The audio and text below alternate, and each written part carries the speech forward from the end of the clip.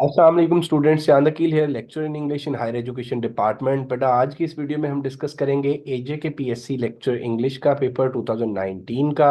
और मैं आपको बताता चलूं कि मैंने अपनी इंट्रोडक्टरी वीडियोस में बताया हुआ है कि एजे के पीएससी का जो पेपर पैटर्न है लेक्चर का, उसमें 100 जो एमसीक्यूज होते हैं वो आपके सब्जेक्ट बेस्ड होते हैं। यानी कि वो इंग्लिश लिटरेचर से, लिंग्विस्टिक्स से और इंग्लिश ग्रामर से आते हैं।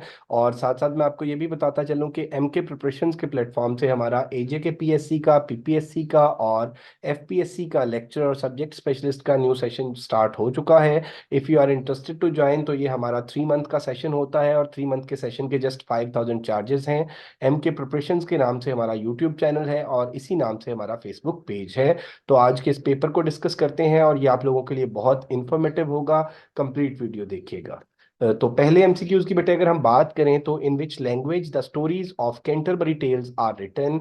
तो इसमें जो ऑप्शंस थी वो फ्रेंच, लैटिन, मिडल इंग्लिश और इंग्लिश। तो मिडल इंग्लिश में लिखी गई थी कैंटरबरी टेल्स। चौसर की जो स्टोरीज हैं वो मिडल इंग्लिश में चौसर ने लिखी थी।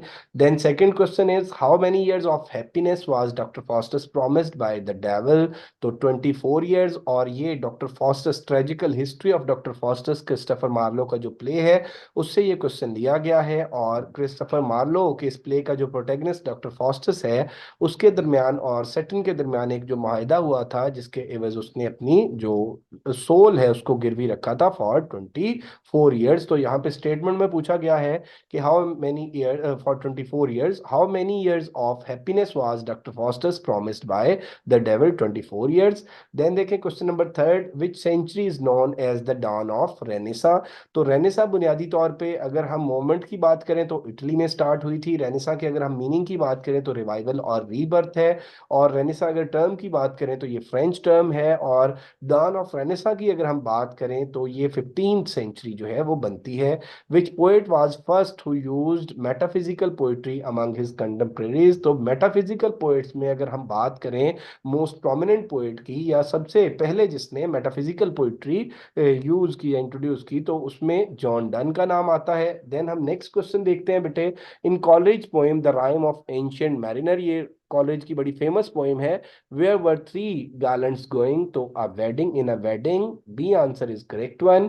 इन 1960 the Colossus was the first book of poems published by which poetess. तो ये सिल्विया प्लेथ की बुक थी। सिल्विया प्लेथ जो है ये अमेरिकन पोएटेस है और टेड ह्यूज और सिल्विया प्लेथ के दरमियान जो रिलेशन है वो हस्बैंड वाइफ का है। और ये क्वेश्चन पीपीएससी के पेपर्स में भी पूछा जा चुका है। William Shakespeare was born in the year 1564। William Shakespeare जो है 1564 में पैदा हुआ। और क्रिस्टोफर मार्लो का भी जो बर्थ का ईयर है वो सेम है। और क्रिस्टोफर मार्लो और विलियम शेक्सपियर ये दोनों एलिज़ाबेथन ड्रामा के बड़े इंपॉर्टेंट नेम्स हैं। और इसमें एक बात आप और याद रखिएगा कि ड्रामा की अगर हम बात करते हैं तो एलिज़ाबेथन ड्रामा जो 16 सेंचुरी का ड्रामा है उसको रोमांटिक ड्रामा भी बोला जाता है।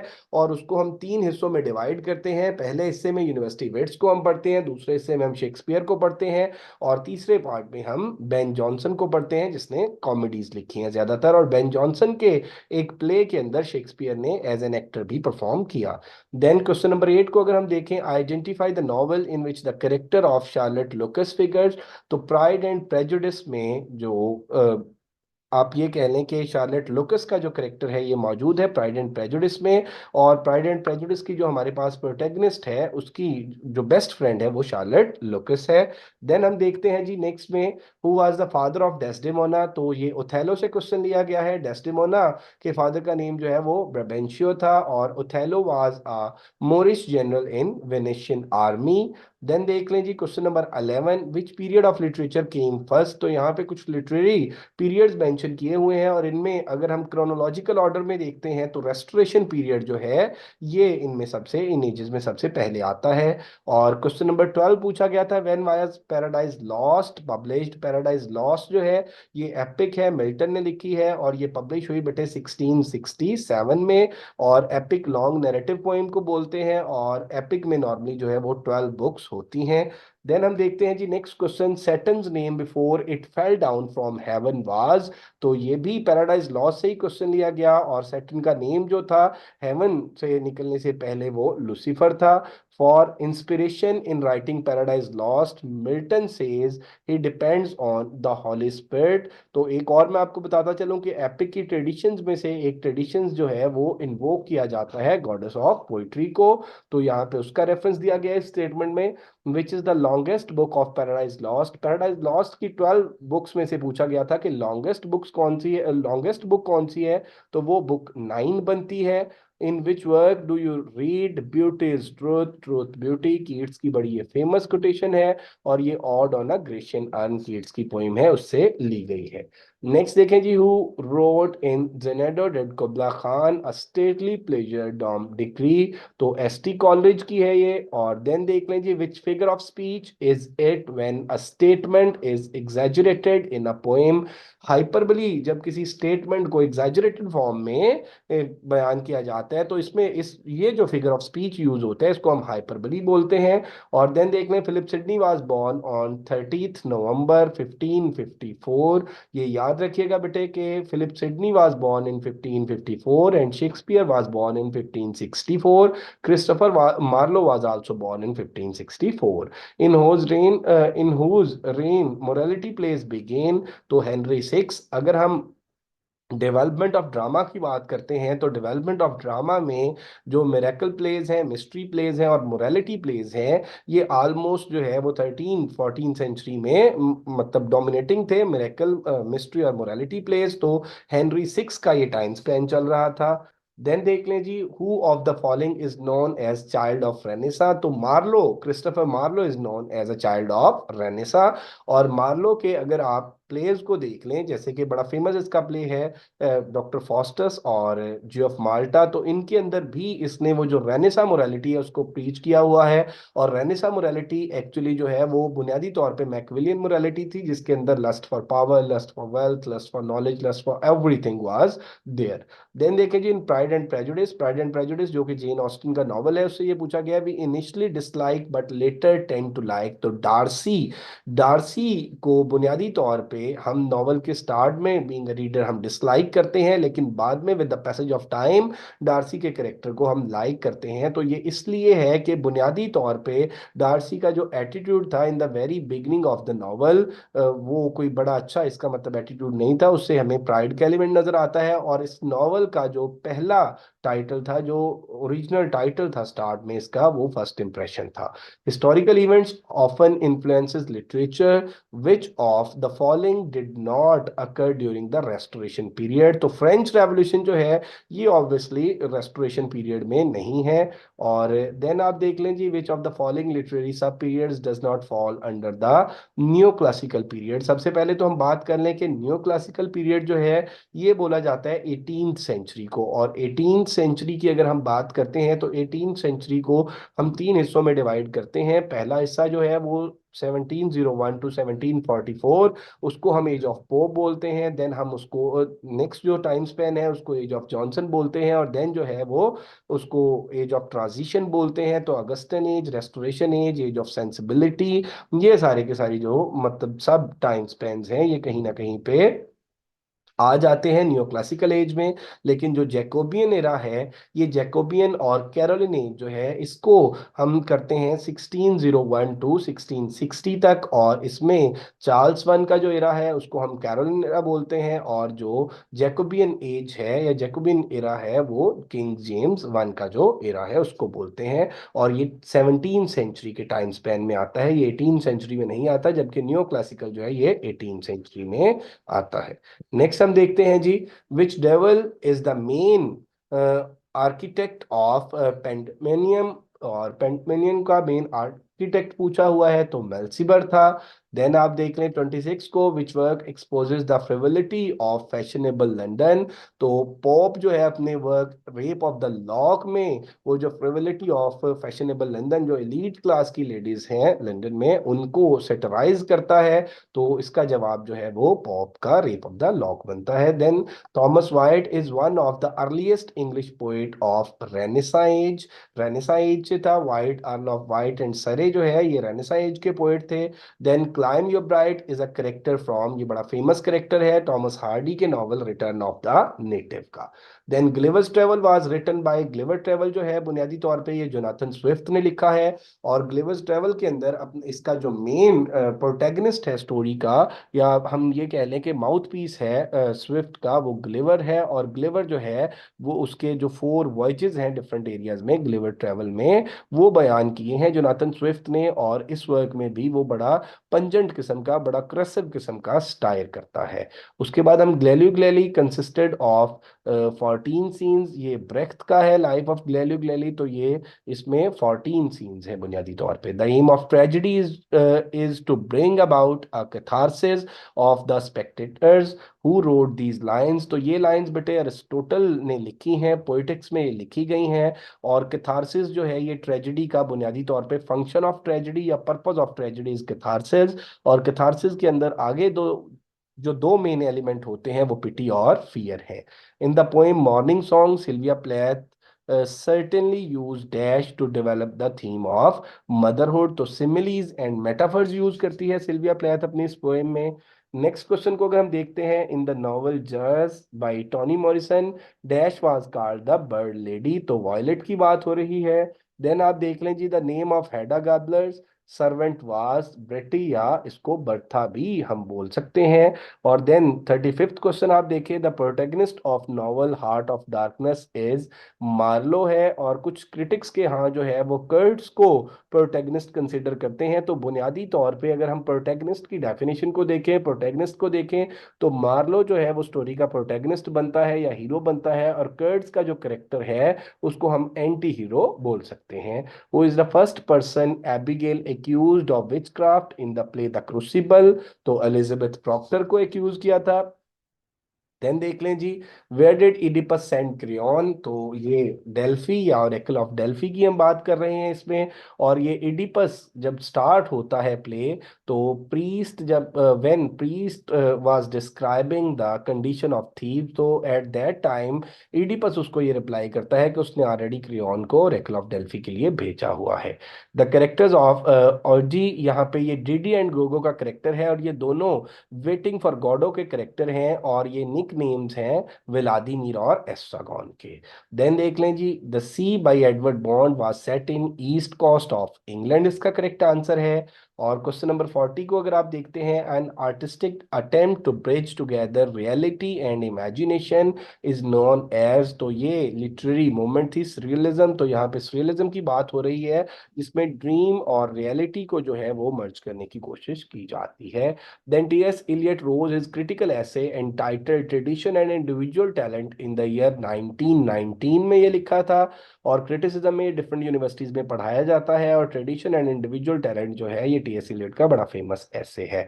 Adrienne Rich poem dash can be read as a criticism of the patriarchal society that has variously silenced and ignored the realities and stories of women, तो ये डाइविंग इनटू द wreck इसका correct answer है। According to the poem Still Citizen Sparrow by Richard Wilbur, no participated in moral cleansing of the earth, our earth people.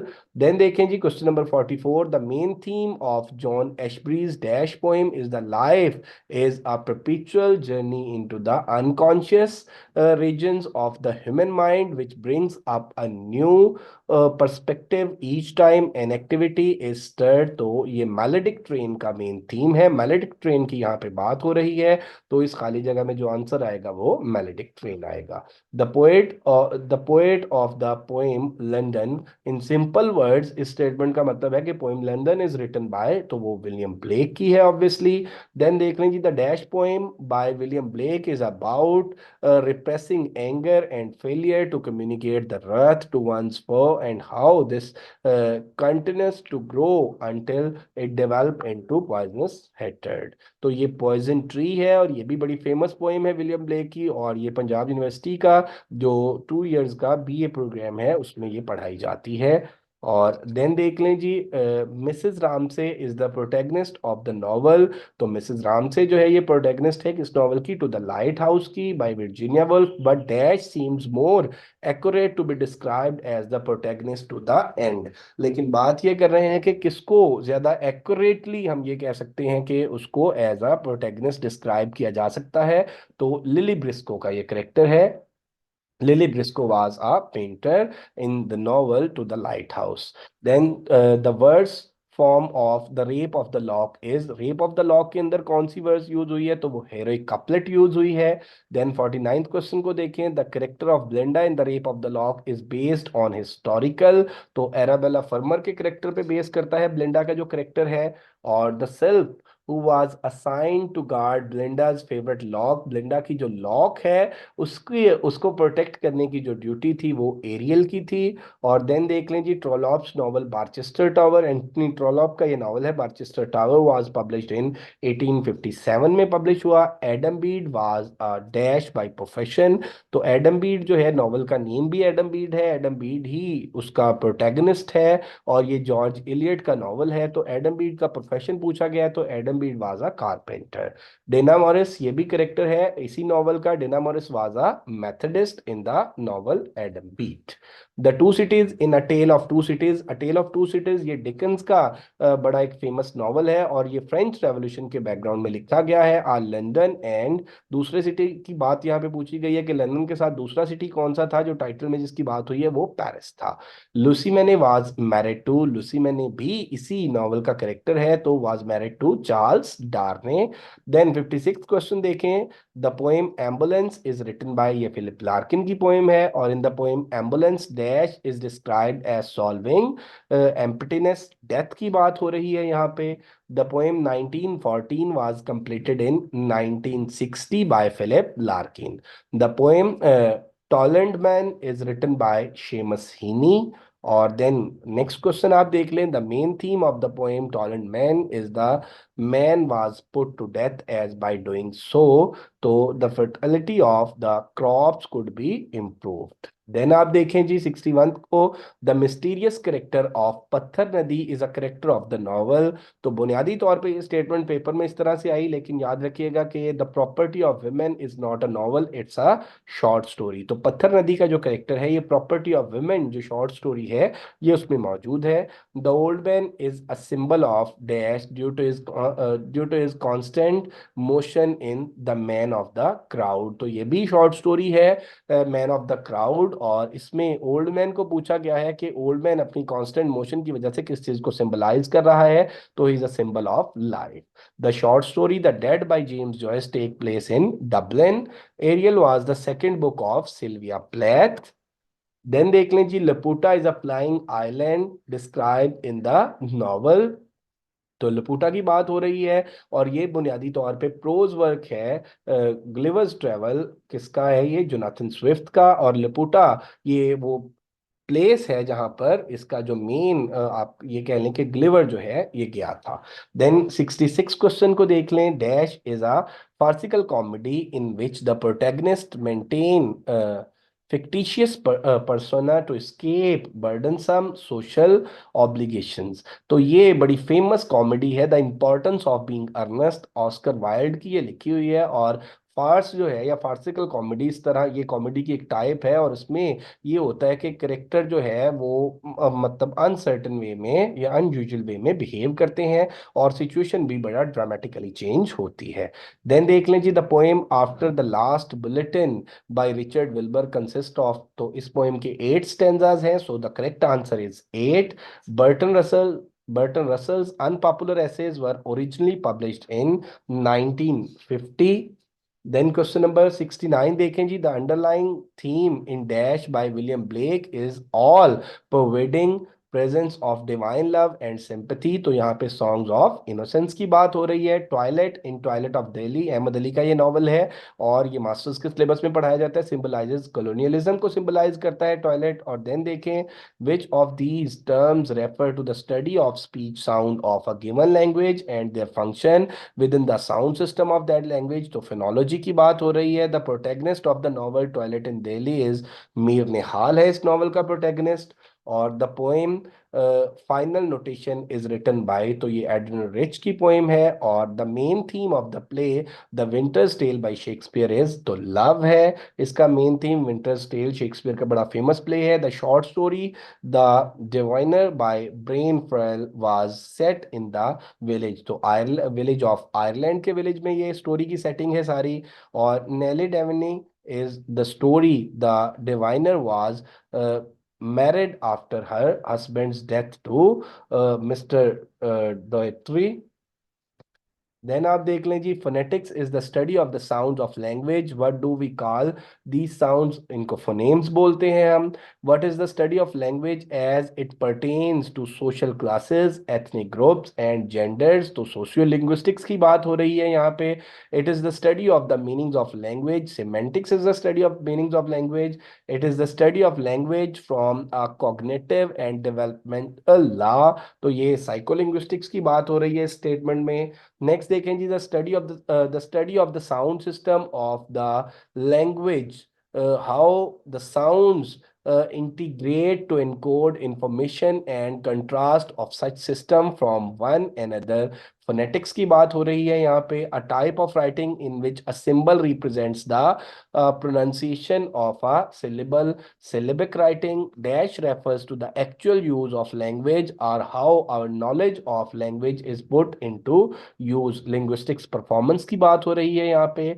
और then देख लें जी, the study of language as it change through time, tracing a word back to its origins and deconstructing language that are no longer spoken. Synchronic view है, डाइक्रॉनिक view है, या payroll है, या discreteness है। तो बुनियादी तौर पे लैंग्वेज की या वर्ड्स की जो हिस्टोरिकल पर्सपेक्टिव में स्टडी होती है वो डाइक्रॉनिक लिंग्विस्टिक्स होती है। और अगर तो यहाँ पे डाइक्रॉनिक व्यू जो है वो करेक्ट आंसर है। और अगर with in a specific given time हो तो वो सिंक्रोनिक लिंग्विस्टिक्स होती है या सिंक्रोनिक व्यू होता है। देन देखें जी, the technical term for body language is non verbal communication है obviously. The study of non verbal communication, तो इसको the study of non verbal communication, what is kinesis, यहाँ पे ये टर्म पूछी हुई है 86 में, तो ये the study of non verbal communication बनती है। The term use to describe the creative capacity of language to invent new words and sentences is productivity. Or the two levels of language referred by the term duality are sound and meanings. मैं आपको बताता चलूं कि M के preparation के platform से हमारे FPSC lecture, PPSC lecture और एसपीएससी लेक्चर एंड एजे के पीएससी लेक्चर इंग्लिश के नए सेशन स्टार्ट हो चुके हैं। If you are interested to join तो आप हमारे गिवन नंबर्स पे कांटेक्ट कर सकते हैं। देन नेक्स्ट एमसीक्यूज को अगर हम देखें तो the words best describe the focus of pragmatics is sense, or which question about language use does pragmatics try to answer, where the factor which is omitted in an account of French to use which talks only of singular versus plural is grammar. The term for that part of passive sentence that says who did it is, तो यहाँ पे subject की बात हो रही है। Next हम देखते हैं जी, the word which illustrates a tone of voice is consonant, which of these is not a type of linguistics. तो ये हिस्टोरिकल लिंग्विस्टिक्स भी, कंपैरेटिव भी और सिंक्रोनिक भी ये लिंग्विस्टिक्स की टाइप्स हैं। तो पर्सनल इसका आंसर बनता है। पर्सनल लिंग्विस्टिक्स लिंग्विस्टिक की कोई टाइप नहीं है। To which of these people language is a means to interpret human experiences? Philosopher. The abstract system, the abstract system of interrelated science that makes up a language science and their relationship to one another as they are combined in sentence, तो ये Lang की बात हो रही है। और Lang और payroll का जो कॉन्सेप्ट था ये बुनियादी तौर पे फर्डिनेंड डिसोसिया ने दिया था। Meaning of words and how to use them, semantics. और then goes beyond the study of individual language to determine what constructs are needed in order to do any kind of grammatical analysis, तो theoretical grammar ये बनती है। और then देख लें जी 99 statement जो है, the identificational function of language is to communicate meaning है। और देन देखें जी कि Which of these terms refers to the study of speech sounds of a given language and their function within the sound system of that language? तो ये फिनोलॉजी बनता है। तो ये बेटे पेपर था, ये जो पेपर पूछा गया ये 2019 का पेपर था एजे के पीएससी का, जो आज की इस वीडियो में हमने डिस्कस किया। और पीपीएससी की सीरीज को देखने के लिए, पीपीएससी के पास पेपर्स को देखने के लिए, एफपीएससी के पास पेपर्स को देखने के लिए, एसपीएससी के पास पेपर्स को देखने के लिए एम के प्रिपरेशंस के नाम से हमारा यूट्यूब चैनल है। आप हमारा चैनल जरूर लाइक करें, सब्सक्राइब करें, बेल आइकॉन प्रेस करें। Thank you very much, stay blessed, Allah Hafiz.